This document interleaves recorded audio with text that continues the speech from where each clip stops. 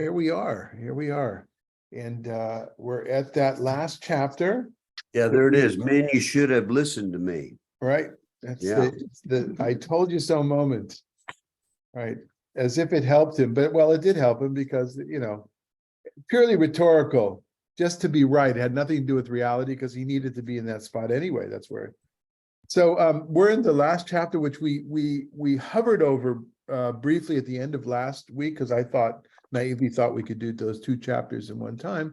But we'd like to go relatively quickly through this so that we can go around the table and hear what people have to say about, this has been a year. It's really been a year, not every week, but still it's been a year of study together.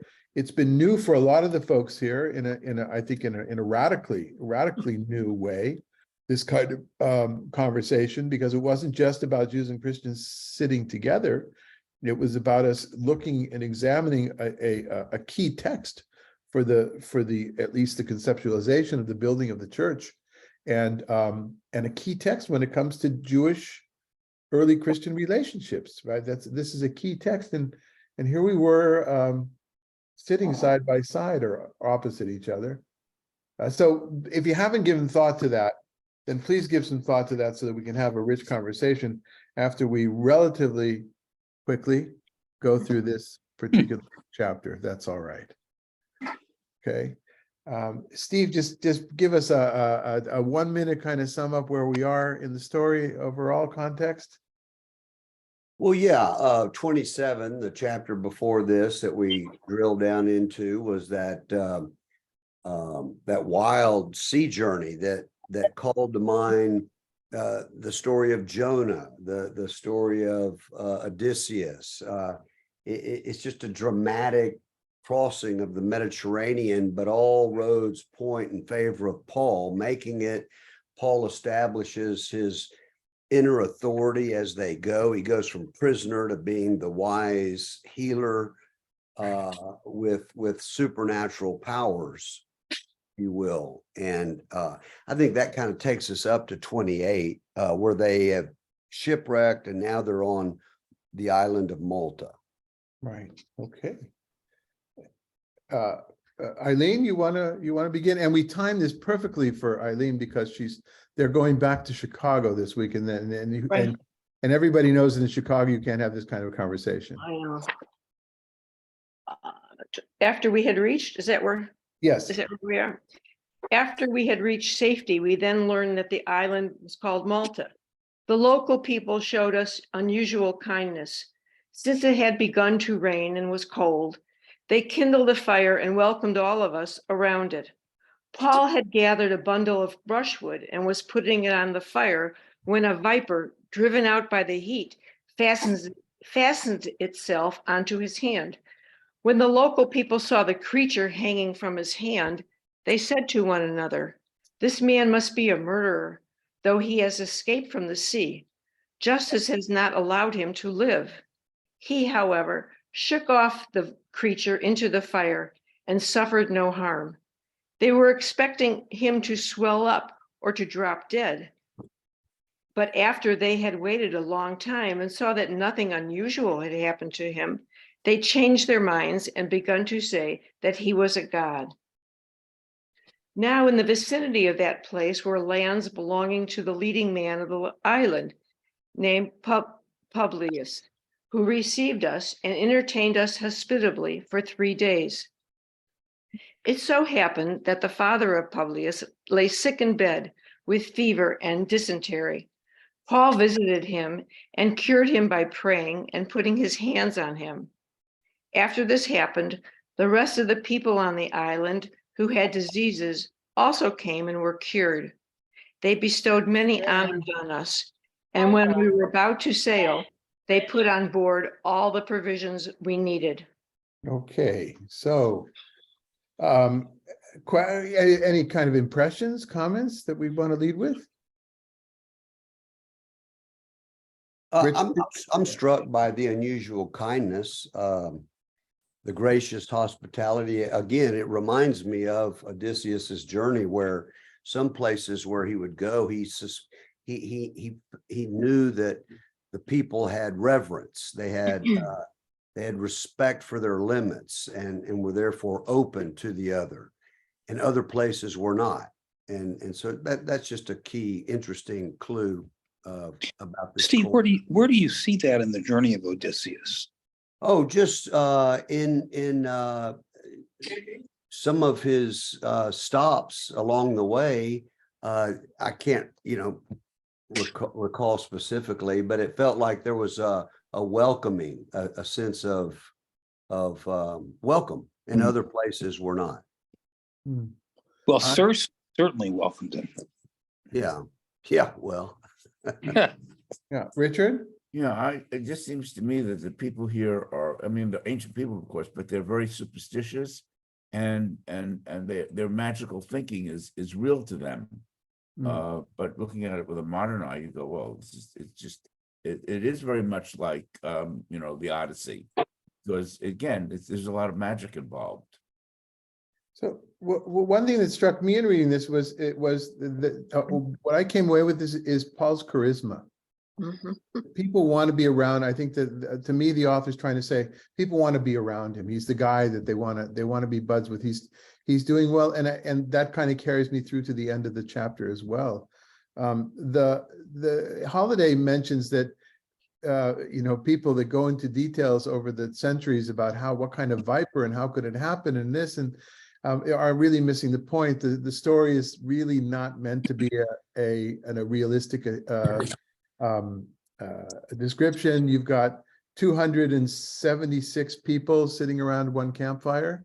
That's kind of one of the issues. The other is that snake bites don't work that way. But of course, what did they say when he got the snake bite? That justice has caught up with him. That's justice with a big J, with a capital J, the God of justice, or I don't know how to pronounce it, but DK. Yeah, DK. And so, Richard, I think you make a good point, is that they're thoroughly pagan, but this is kind of on the way to convincing them to be less pagan about it, right? To understand that it's God's protection and not the gods or Adonai, as opposed to, and Jesus doesn't fit in yet into the story. But in general, here and what we're going to read in just a moment, there's a contrast. And we've always talked about the contrast that the author is building. There's a contrast between the pagan world and the God world, the one God world, that we'll see on the ship in a second. Any other, one last thing, the Talmud, there's a dictum or a saying in the Talmud: if you see a snake slithering quickly, do not stamp it out. Do not try to kill it, because you know that it is being sent by God to punish someone. So that came to mind here, of course, right? Yeah. Anything else from these two pairs? Yes, Don. Are we sure of who we is? Who is we? Yeah, this is the last of the we sections, right? We've had this question. I forgot how many there are. I think there's 8 or so of the we sections, maybe not as many, but and one of the theories, the one that sticks in my mind most is that it's but Steve could say more, is that this may be a piece of a document. Some of the documents put together to create this book were taken from what purports to be a firsthand account by somebody who's with him. What do you think, Steve? Yeah, I mean, that's as good as I can imagine. Yeah. Harold? What if the snake is slithering towards you? or towards your child? Yeah, the Talmud neglects to answer that question, but it's a good point. Yeah. When there's time travel, you'll be able to go back and ask that question. Got it. Okay. Okay. Anything else? What do you mean when? You're right. Sorry, I forgot. All the movies have talked about it for years. So yeah. Okay. All right. Tom, you want to go on? I don't have the reading in front of me, I'm sorry to say. Okay. So I did not print it out. All right. So Steve Byrne? I'll read it. We're at 11, right? Yes. 3 months later, we set sail on a ship that had wintered at the island. an Alexandrian ship with the twin brothers as its figurehead. We put in at Syracuse and stayed there for 3 days. Then we weighed anchor and came to Rhegium. After 1 day there, a south wind sprang up, and on the second day we came to Puteoli. There we found brothers and sisters and were invited to stay with them for 7 days. And so we came to Rome. The brothers and sisters from there, when they heard of us, came as far as the Forum of Appius and 3 taverns to meet us. On seeing them, Paul thanked God and took courage. When we came into Rome, Paul was allowed to live by himself with the soldier who was guarding him. Okay, why don't we take a pause here for just a moment? What I mentioned before, the contrast between the world of the one God and the pagan world is the twin brothers and the mast of this ship, the sons of Zeus.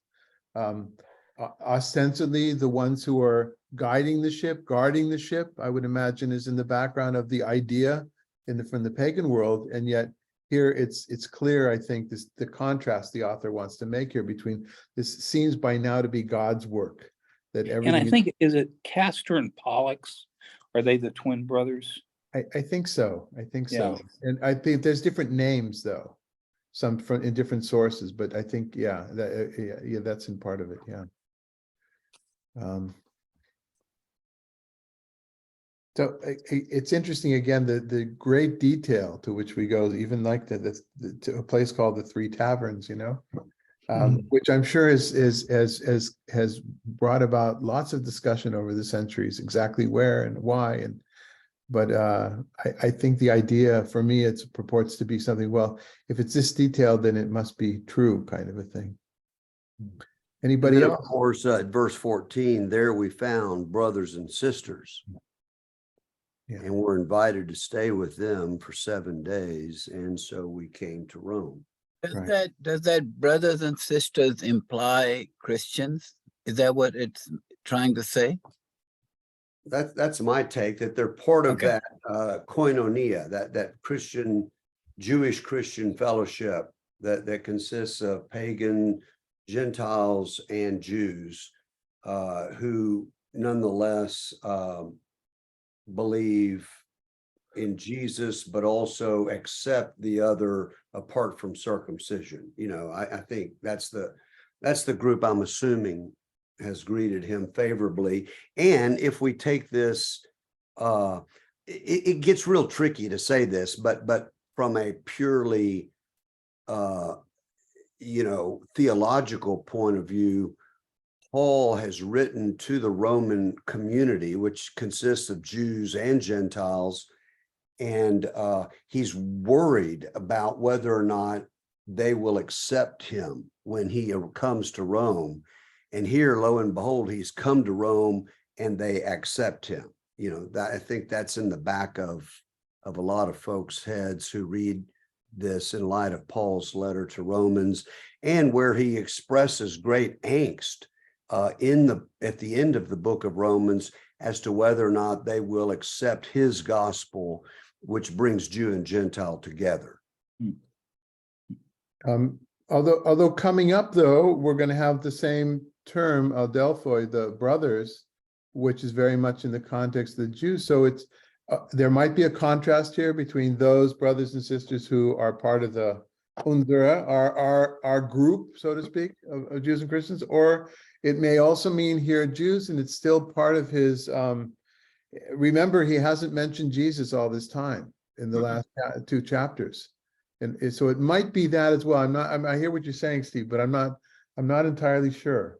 Yeah, no, I think that thickens the soup nicely. Let's see how that plays out. Okay. So Ajit, you want to read for us? 16, 17.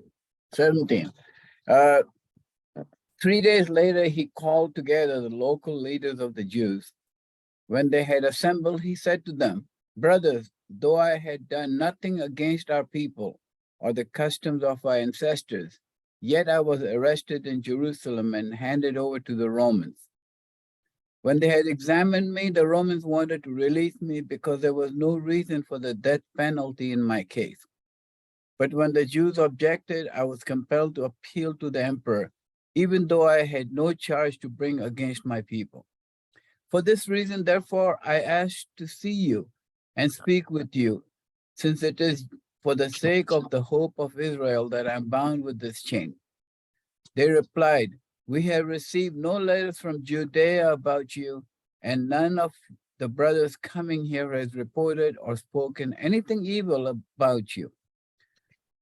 But we would like to hear from you what you think, for with regard to the sect, we know that everything it is spoken against.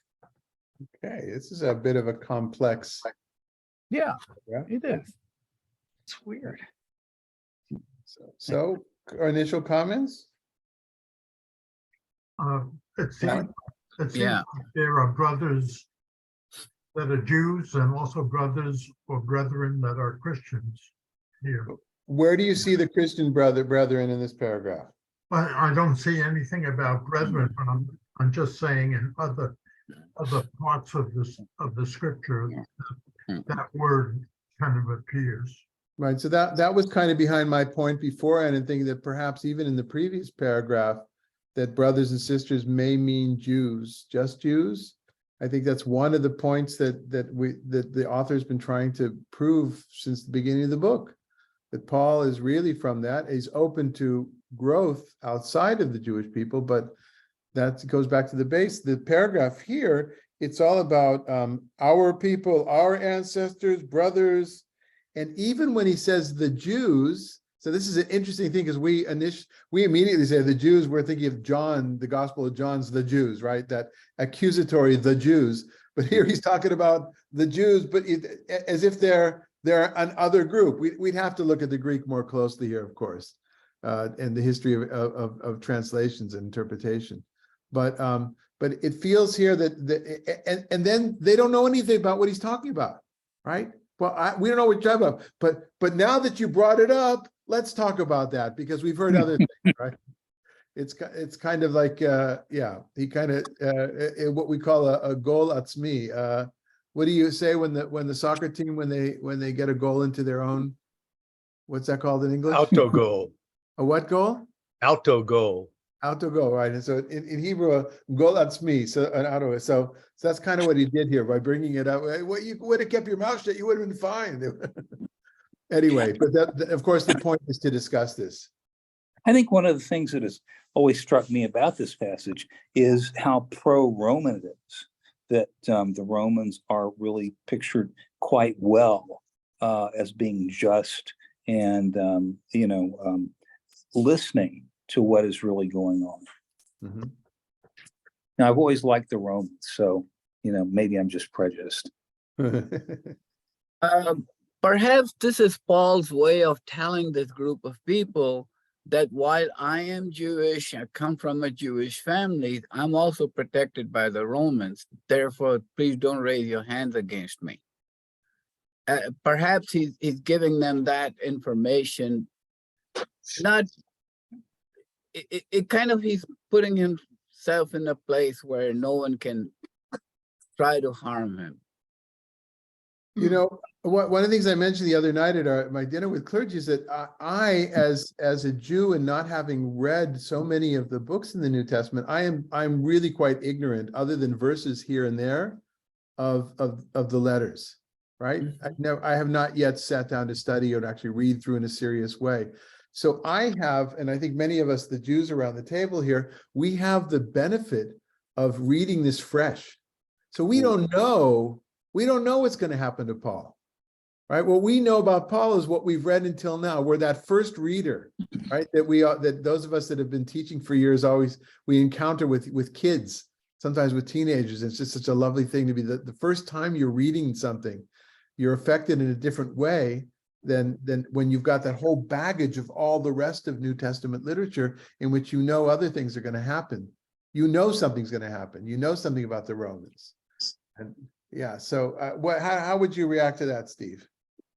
Well, I think it's lovely, and it's one of the great blessings of being in this group. But as you speak, I think it's clear that from a narrative point of view, Luke really is making the case that Paul is a good Jew, wants to be a good Jew, always intended to be a good Jew, and was pushed out in a way that forced him to fulfill the call to be missionary to the Gentiles, which we saw was the calling in his conversion, or that call on the road to Damascus. I also am willing to concede that I'm reading this from the perspective, through the lens of the letter to the Romans. And I think I'm projecting into that brothers and sisters piece. He stays with them 7 days. And then after that, he calls a more intentional meeting of the local leaders. So I still think it can go both ways, but it's. But I want you to be envious though of me. Yes, I want you to be envious that I get to read this for the first time and you don't. Yeah. Well, you can just feel that envy oozing out of my pores, can't you? Yes, Don. But these letters, if he took that ship or multiple ships out of, Palestine, how would these letters have gotten to Rome before him to these Jewish leaders? I mean, they would have to follow him, I would think. I'm not sure how many ships were making this journey. Don, as I recall it, he wrote to the Romans from Corinth just before he goes over to Ephesus on his way back down to Rome, to Jerusalem. But So see, that was sent in let's say 60, and this comes to us, as late as 90 or so. So I don't know if I heard your question correctly. the idea of the Jews writing a letter of charges and complaints against Paul Oh, that part. would not have. Oh, yeah. I think that's legit. I misunderstood you. I think that's totally legit, that why would they get it before Paul arrives? Maybe it's parallel or whatever. I hear you. Unless it's by pigeon, I don't know.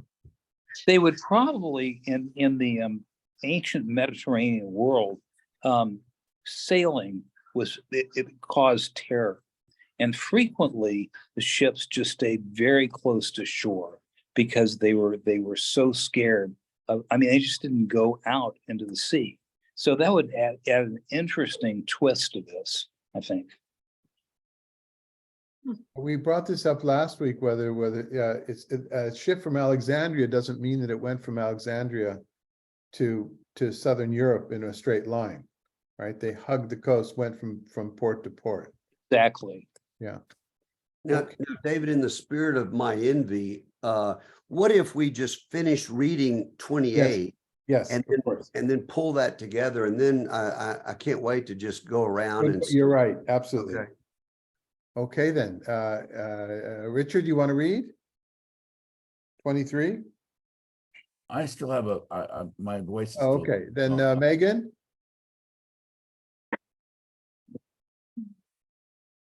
Uh, 23. After they had set sail to meet with him, they came to him at his lodgings in great numbers. From morning until evening, he explained the matter to them, testifying to the kingdom of God and trying to convince them about Jesus, both from the law of Moses and from the prophets.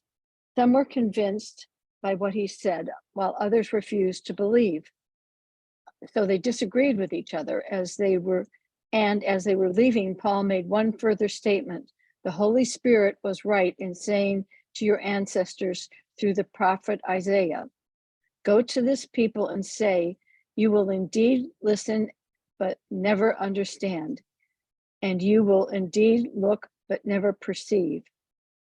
For this people's heart has grown dull, and their ears are hard of hearing, and they have shut their eyes. Otherwise, they might look with their eyes and listen with their ears and understand with their heart and turn, and I would heal them.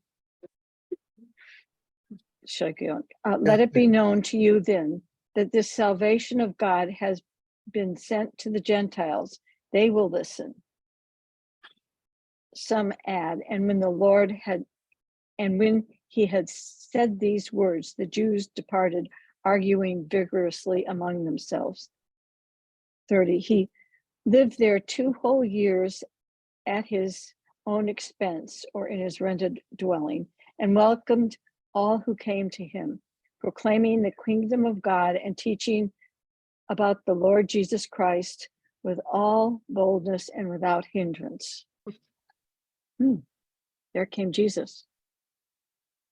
Yeah, at the very end. And what's missing from this narrative here? What happens to Paul? There's no trial, right? He went for the trial. There's no trial here. It leaves us totally up in the air. And to my mind, from a literary point of view, that's totally intentional, because it was never about the trial. It was about Paul getting to Rome to be in the position to spread the word to the Gentiles. That at least is, that's my impression from this. So That little paragraph from 26 down reminds me of the stoning of Stephen, except the stoning didn't happen to Paul.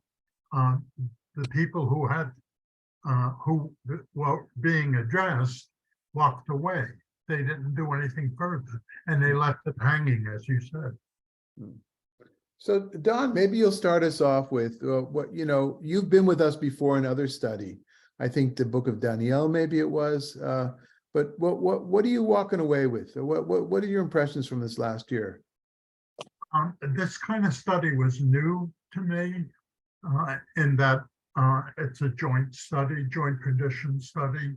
I think I have seen the difficulties and tensions in this story that I can make an analogy to things that happen in today's world.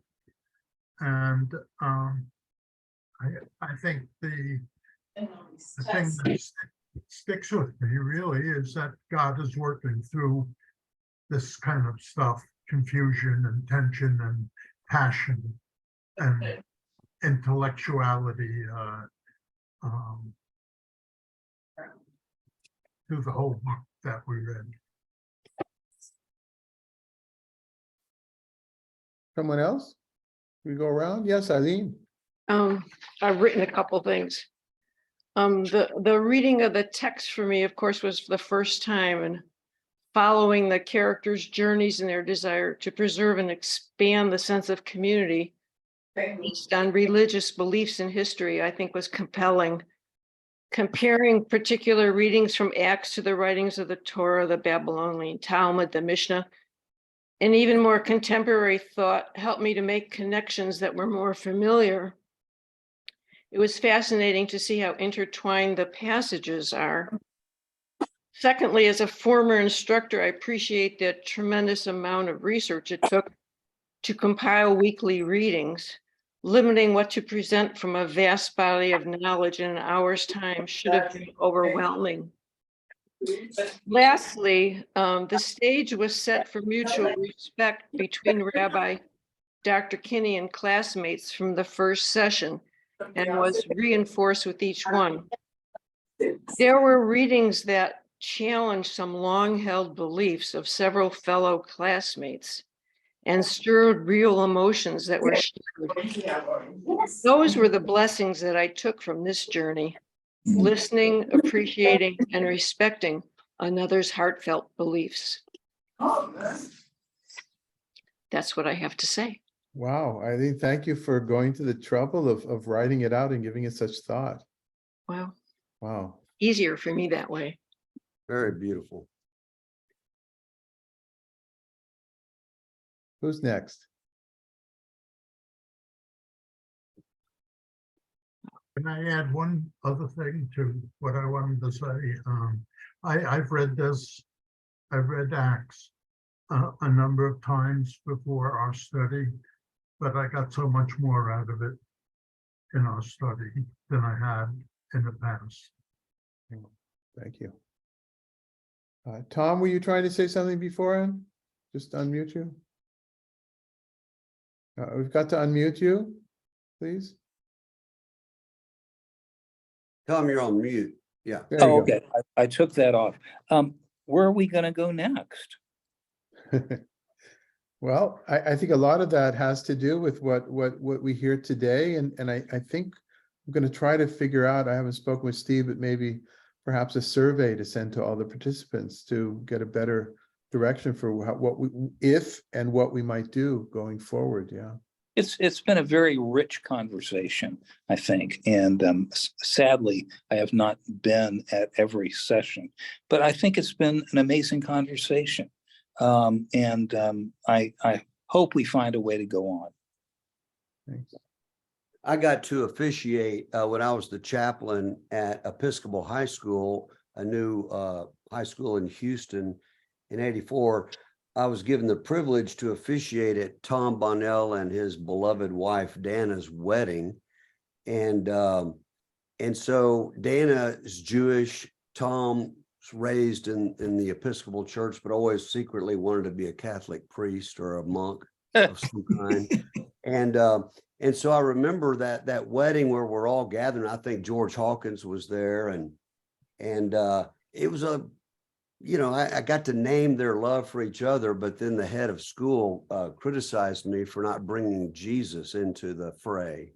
And so Tom and I have always shared the fact that head of school just didn't have the ears to hear, the eyes to see, it was Steve, all there, even though you didn't use the lingo, Well, Steve married us, and he, and he gave us a gift by standing up. Ajit, how about some wisdom from your point of Well, view? I'm delighted to know that one of the weddings that Steve officiated is still successful. So congratulations, Tom.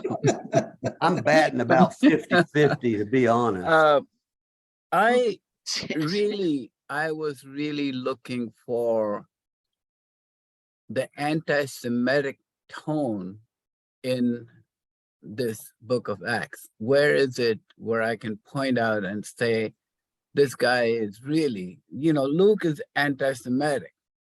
And I actually failed to find that.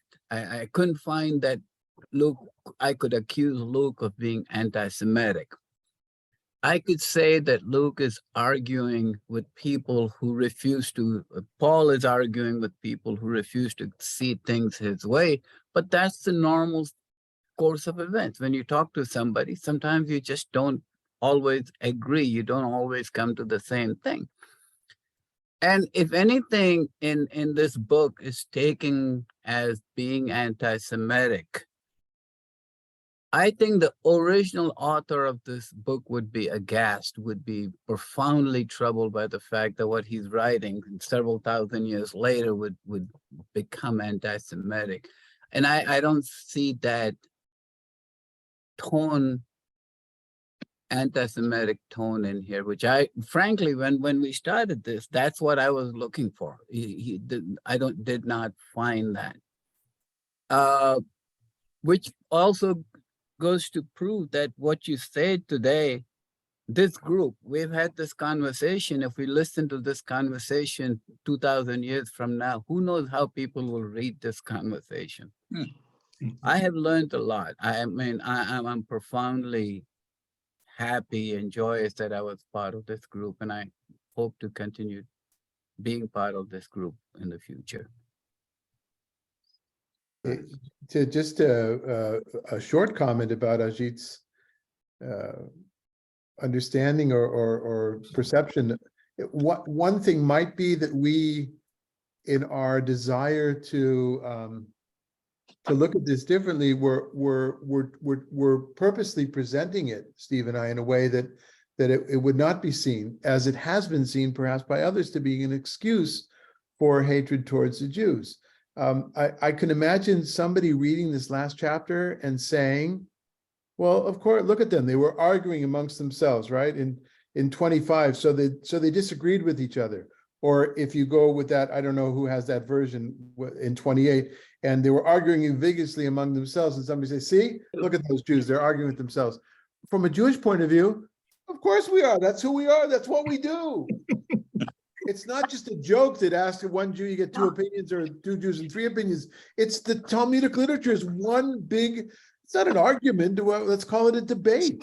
It's an ongoing conversation. It's a, I like to use a word that I think I made up, multi-log, as opposed to dialogue, where we sometimes think dialogue is one-on-one, one again. There's voices coming from all over. That's of course what we are. So that might be seen by some to be a negative comment. I read that and I say, dude, right on. That's who we are. We argue. If I could add, I have attended in Houston, attended a lot of Sunday morning conversations sitting around a table where we would read words from the Torah or the writings. And it really was fun. I enjoyed those arguments. I was part of those arguments, and I really thought they were fun things to be able to, and then we all shook hands and we were all friends and we walked away from it. Megan, are you comfortable speaking? I say Eileen, what she wrote was perfect. I learned a lot because I haven't read the New Testament, and I like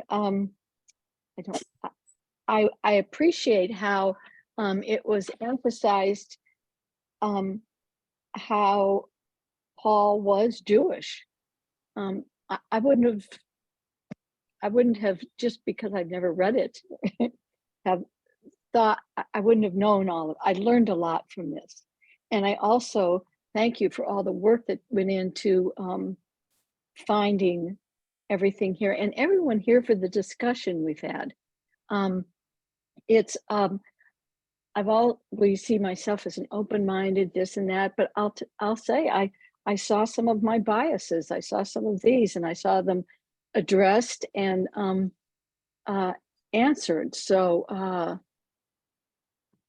it was it's been very interesting for me, and I agree. I would love to keep going with this type of dialogue. Thank you. Does that make sense? Absolutely. Steve Carson? Well, 3 years ago, I joined the United Methodist Church Bible study, thinking that I would last a week. And I joined this Bible study, I believe, about a year ago. I've never read the Bible before, and I have found this fascinating, incredibly enlightening. I feel blessed and lucky to be able to listen to people that really know about what's going on. And I really, it's enlightened me and taught me a lot. And I want to thank everybody for letting me be part of this group, because I'm jealous of the Bible study, because I've never read the Bible before, and this is all new to me. And I think what I'm getting out of it is incredibly enlightening. I think that the Bible the writing should be looked at a guidebook, not as an instruction manual, So I've gotten a lot out of it. And I want to thank everybody for letting me be part of this. Harold?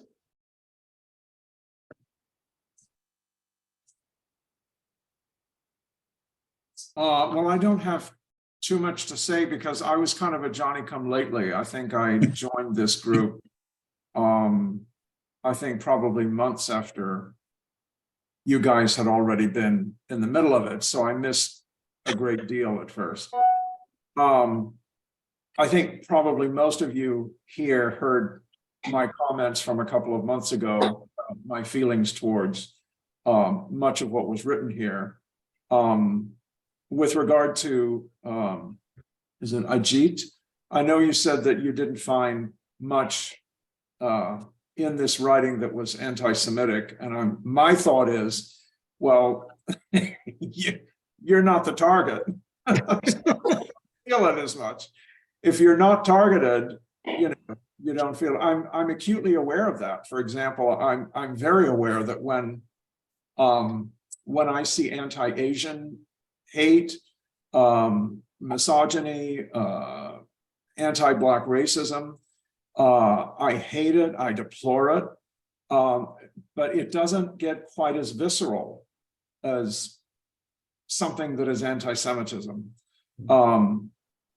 So I don't know. The last part here, where it says, I guess the quote from Isaiah, go to this people and say, and they will, they'll hear, but they won't understand, et cetera, just kind of confirms what I had been saying before about, I think Paul was a pretty intolerant guy.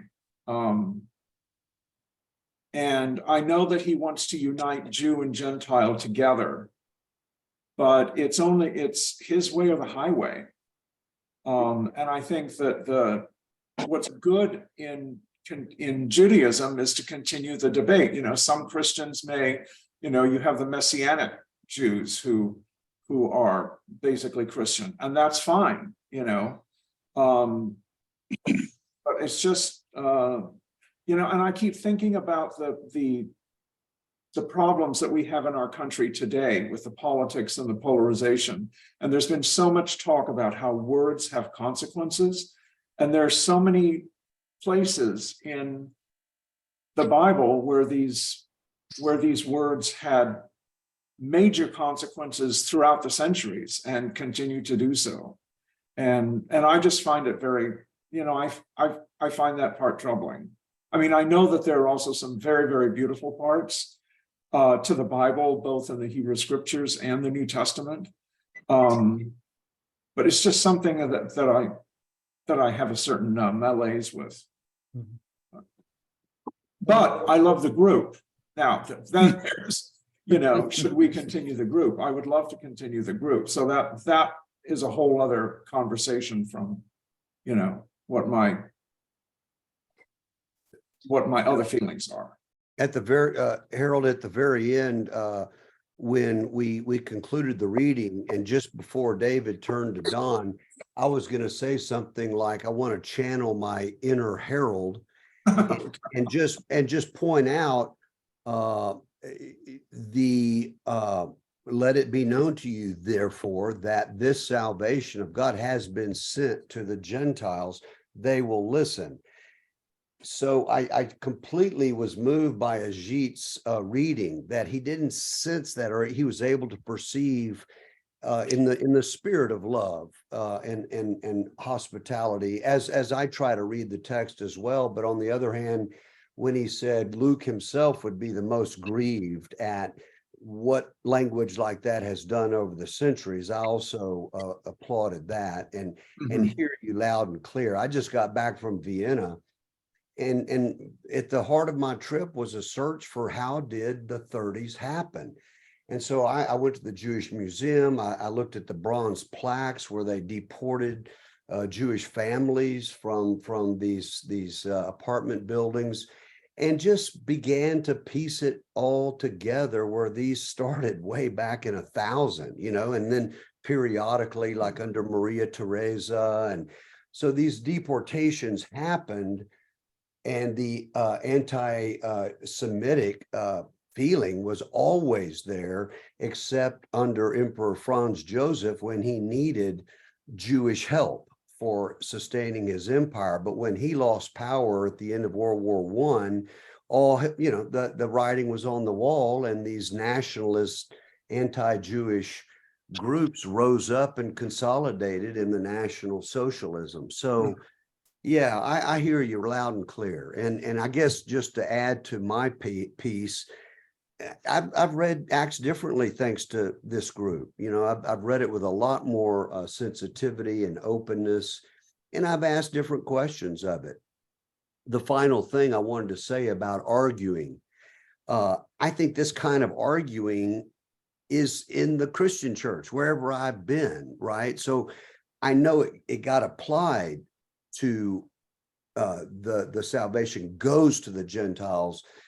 I don't, my heart of hearts, don't think that stands up to the text or to the letters of Paul. But when I look at John's gospel, in the beginning was the word, the logos, and the word on and on became flesh and dwelt among us. The way I've always heard that is dialogue. It's when the word is spoken between us in this group or multilog, then the word continues to become flesh between us, and we find that connection, soul to soul, who to who, person to person, Jew to Gentile, Gentile to Jew, Gentile to Gentile, Jew to Jew. So I think at the heart is this dialogue that Yeah. that I keeps agree. us Yeah.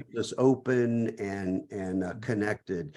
Without that, boy, we're we polarize awfully quickly.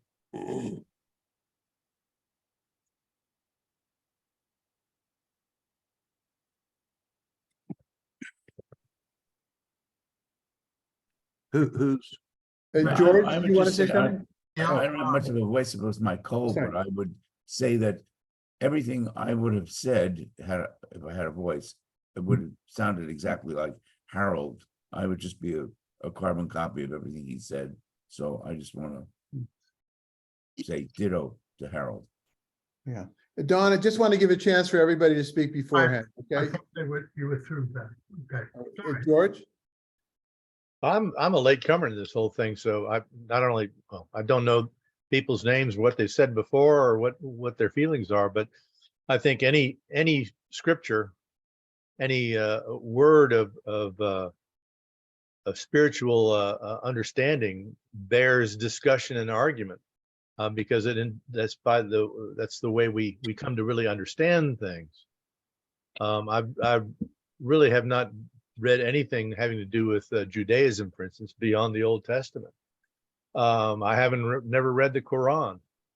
I'm sure there's a lot of overlap in the great Venn diagram of religions that gives us all wisdom. But it's by poring over this that we come to understand it for ourselves. And sometimes what we understand is different from other people understand. I've always, rascal that I am, I've always asked my religious friends, particularly those people that I know are priests, why does Jesus cry at the tomb of Lazarus? And it's an always interesting response because it always differs from my own. But I think it's very healthy. It's very constructive because it's only by questioning that we come to own our faith. And I applaud you all. And it would be pleased and honored to continue on with your search and discussion, should it continue. Thanks, George. Sid? Just unmute first. Yeah. I'm number one, I want to say I'm with Richard and with Harold 100%. I also have one more comment. I think we ought to drop the word argue and use more easy words like discuss. Argue sounds too tough. That's and I totally agree with most of the people here. I've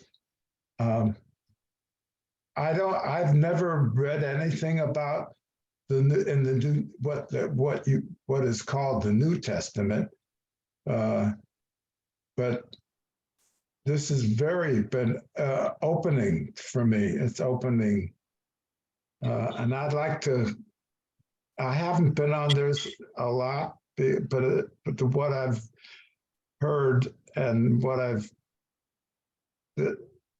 picked up was very important for me. Thank you. Thank you, Sid. And Steve Byrne? Yeah.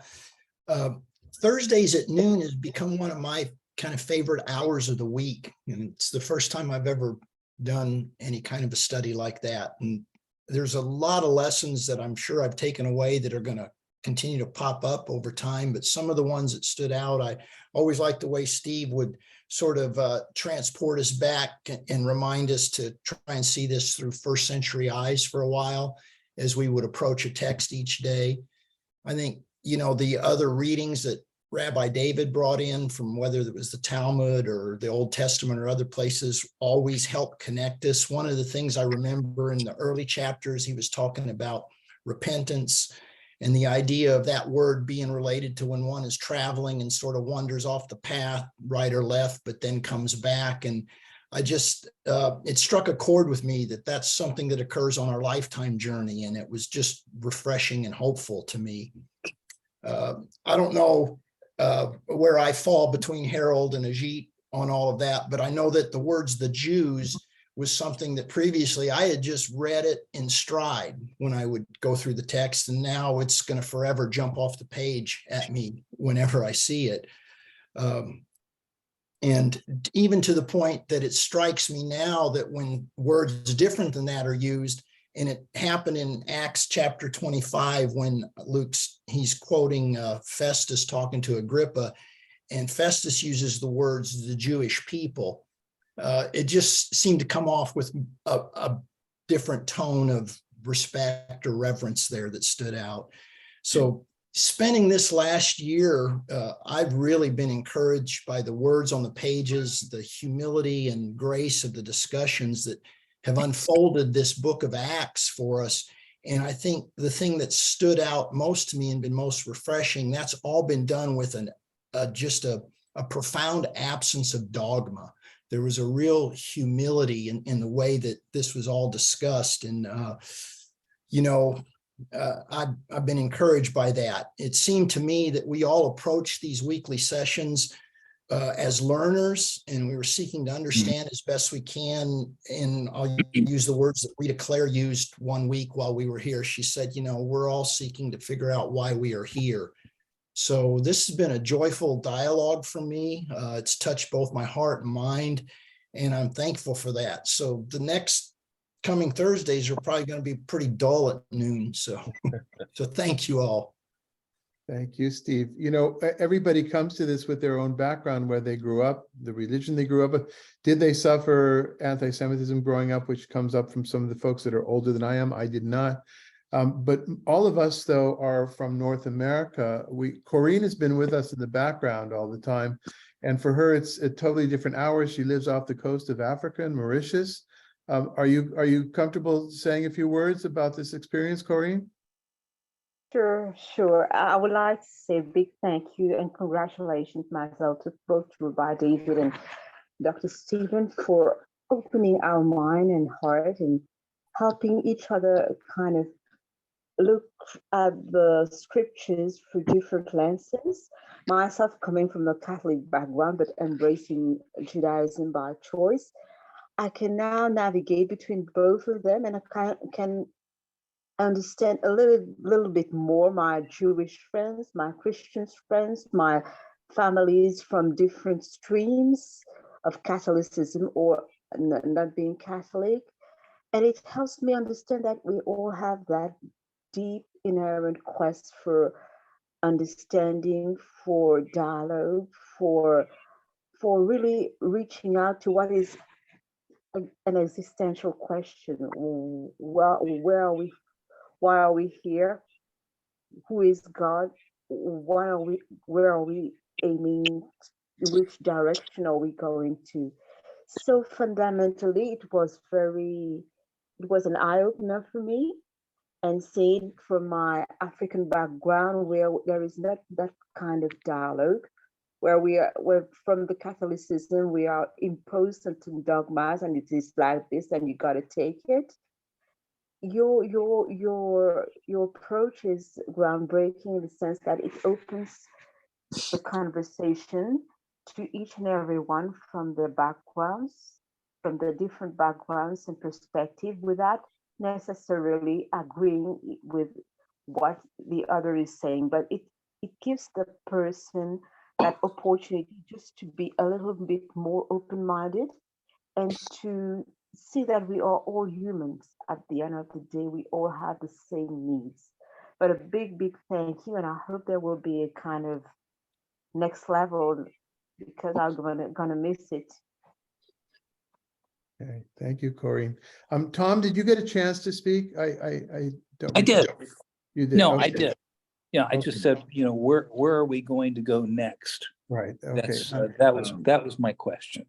Aryeh, well, we don't really know you. You visit us from time to time. Did you want to add anything to our conversation?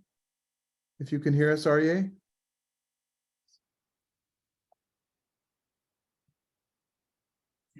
Okay, I guess not. Don, you had another word to add, I think. Yeah, I'm really struck to thinking that this is really not Paul's story, but it's our story. That Paul makes contributions, we study and we make contributions. Paul grew, we study and have positions and we grow. And there really is no neat answer to all of this. And all you have to do is look at the various traditions, that religious traditions that are out there. None of them have the precise truth. They all see truth in a different way. So I mean, Paul's journey is really our journey. And I think just being here makes us want to continue that journey on a path that is cleared away by both knowledge and willpower. Okay, thanks, Don. I would love to hear from Rabbi Lazar and Dr. Kinney as to what your all's impression were leading this group. Okay, Steve, you want to go first? Yeah, well, I've already spoken to that a bit. I think I've it's just really a lot of what we've studied has confirmed my intuitions or instincts about the text, as this gave us a chance literally to Jew Gentile it. And since the whole book is about that relationship in many ways, that was helpful. It was confirming, but also deepening and opened up some other thoughts. Was there anything else, Steve? No, David.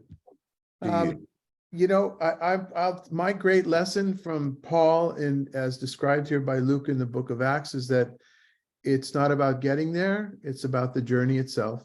This whole book has been one long journey of not all of the book, but much of it based around Paul's life. And the fact of the matter is this ending, which is relatively anticlimactic, as I mentioned last week, it shows that it is about, at least the message here from the author to me is it's about the journey itself and going there. That's nothing new, of course, it's nothing groundbreaking. From my point of view, and I've been dealing with interfaith dialogue in a relatively serious way since 2001, my first visit to Taizé. And this is by far, for me, this last group here together moved into another level, a higher level, or a different level, a deeper level perhaps than done until now, because we took so much time and because of being able to teach together with such a scholar and such a pedagogue as Steve is, and the goodwill that everybody brings to the table here. So I'm definitely looking forward to what we might do next. And I think Steve and I will put our heads together what kind of questions we might ask. And we'll just ask you to fill out the survey so we can maybe compile that in a more professional way than I usually am. Steve, maybe you've got more experience than I do in that, but I thoroughly enjoyed it and always look forward to a Thursday morning for us morning. Yeah. Can I add one more thing? I look forward to being out in Palm Springs this fall, maybe October, as you and I had discussed, and look forward to meeting some of y'all personally when I'm able to come. Can I add one more thing? I have been printing out every study sheets that's sent out, And so now I have probably a 70, 80 page book, which I can keep going back to and using as a reference and studying on. So thank you for that, And we Rabbi have, David. and we have this recorded on video as well. That site is open to you. And last week's maybe is not up there yet, but these 2 weeks will be put up there. And you guys, you'll have access to that. And if you want to share it with other people as well. And I am grieved that not everybody who's been with us is here today. So if you would pass on our love and greetings, David, to. Absolutely. Right. And that's why the survey is an important piece of this, I think, to send out to everyone. Okay, then we're in the journey between Passover and Shavuot, Passover and Pentecost. It's a 49-day journey in the Jewish tradition. It may have originally just been about agriculture, getting those crops in, the oats and the barley and the wheat in before it was too late, before going on to the next crop of the trees. Later on, it became about history between Exodus and the giving of the law at Sinai.